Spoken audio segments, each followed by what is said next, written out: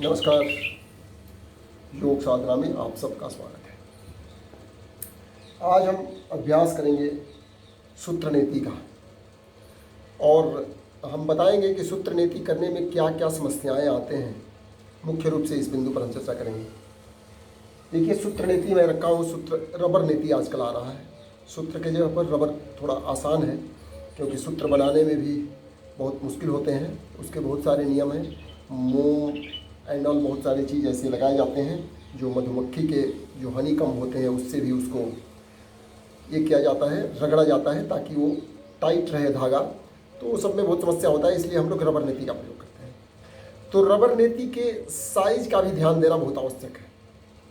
मैं देखिए 2 प्रकार के रबर नीति आपके पास रखा हूँ, आप देख सकते हैं। थोड़ा बढ़िया से देखिए, ये मोटा है, ये पतला है।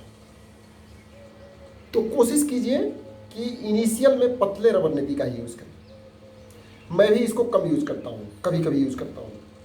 और इसको यूज़ करने में कभी कभी हमारे अंदर के जो नली है उसमें दबाव भी आता है।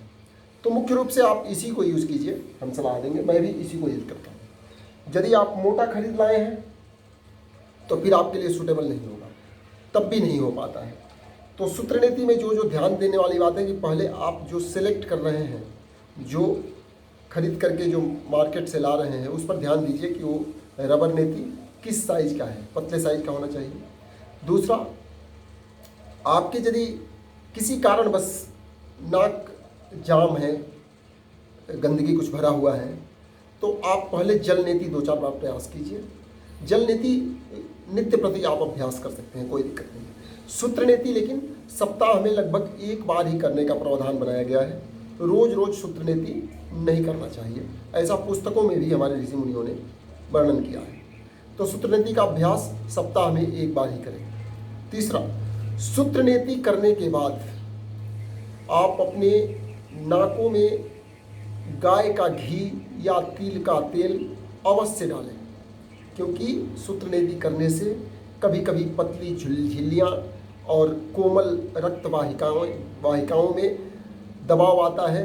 वो कभी कभी थोड़ी बहुत उसमें खरोच भी आ जाते हैं। इसलिए सूत्र नीति के बाद कुछ 2-4 बूंद गाय का घी या तिल का तेल अपने नाक में अवश्य डालें। इन सभी ओनली 3 बिंदु पर मुख्य रूप से ध्यान देना आवश्यक है। बाकी सब सुबह सुबह करें और पहले नाक साफ कर लें। कभी कभी होता है कि नाक साफ नहीं करने से भी नहीं आता है। और अंतिम और कह सकते हैं कि ये भी मुख्य ही है कि पहले देख लें कि किस नोस्ट्रिल से सांस चल रहा है। हमारी सांस की गति हमेशा बदलते रहते हैं, कभी बाएं से कभी दाएं से। तो जिस नासिका छिद्र से श्वसन क्रिया ज़्यादा चल रहा है, सांस का रफ्तार, हमारे प्राणवायु का रफ्तार जिस नासिका से ज़्यादा है, उसी नासिका से सूत्र नीति करने का प्रयास करें। तो चलिए सूत्र नीति का अभ्यास कर रहे हैं।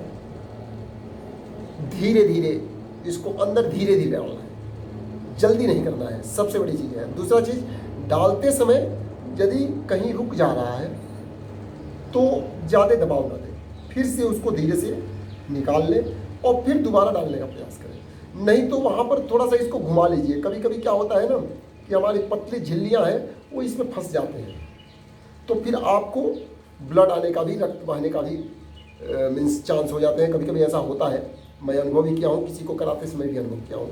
तो क्या होता है कि इसको डालता है आदमी, कभी कभी कुछ लोग बहुत ज़्यादा उसमें प्रेशर दे देते हैं। ज़्यादा प्रेशर देना ही नहीं है।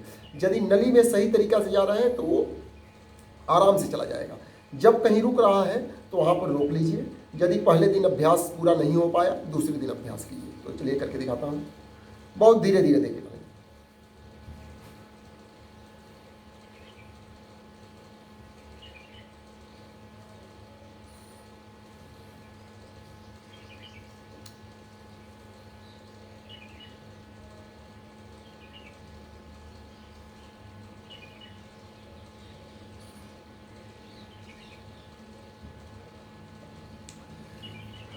चला आया गला में। गला में आने के बाद इस 2 अंगुली से बताया गया है निकालने के लिए, क्योंकि ऐसे करेंगे ना तो हमारे मुंह के दोनों तरफ ये लग जाएगा, अंदर नहीं जा पाएगा।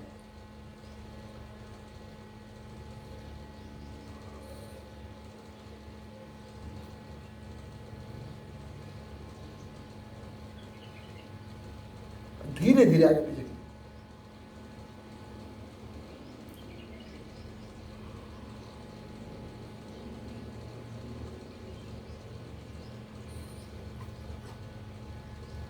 ये रहा सूत्र नीति का अभ्यास। तो सूत्र नीति के अभ्यास में जो मुख्य बिंदु हम बताए, इन सभी चीज़ों पर, सभी बिंदुओं पर ध्यान देकर के आप करेंगे, बहुत ही आसानी से हो जाएगा।